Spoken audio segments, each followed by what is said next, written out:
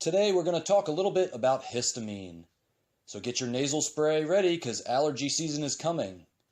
But what if histamine is not all about allergies?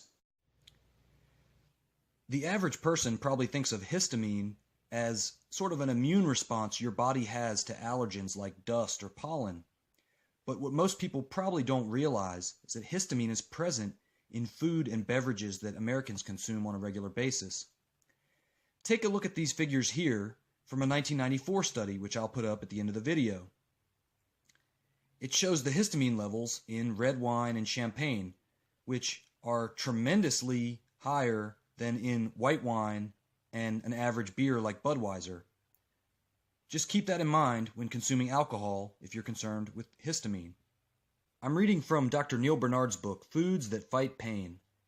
And interestingly enough, Americans take a lot of over-the-counter antihistamine medication during allergy season, but they may not realize that there's histamine present in the foods that they consume on a regular basis. It's not just red wine and champagne. He notes cheese, fish, especially tuna, mackerel, and mahi-mahi, sausage, and pickled cabbage. Now, I know that mackerel has increased in popularity quite a bit over the past few years as people are becoming more conscious about their seafood choices and trying to eat lower on the food chain. But if you're concerned about allergies or food allergies, you may want to avoid mackerel, and there's other reasons why you should avoid tuna, and the same goes for sausage as well. So this is from Dr. Neil Bernard's book, Foods That Fight Pain, and this book was published in 1997. It's a little bit dated, but I think the information is still relatively sound, and a lot of the stuff that he speculates on has been confirmed since this book was published in more recent research. This book can be picked up used for about $3 or $4 on Amazon or the Advanced Book Exchange.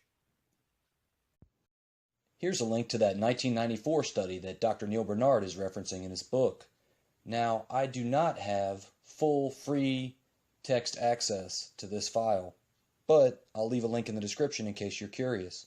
I think it's important to look at some of the peer-reviewed literature on this topic rather than just Google foods high in histamine, which I did, and I found this image, which I find to be a little bit misleading.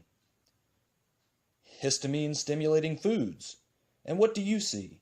Looks like fruits, tomatoes, garlic, vegetables, spices, but then what's tucked in there? I see in the back shellfish, and down in the bottom corner, is that is that ribs? Some ribs? And of course the autoimmune paleo people have also weighed in on the topic of histamine. Meanwhile, Americans are spending millions of dollars on antihistamine medication for allergies every year. There's just no end to it, but most people don't think about how the food they put in their body is going to impact their allergies. So I'm not saying this is going to fix your allergies or anybody else's, but it's something to think about.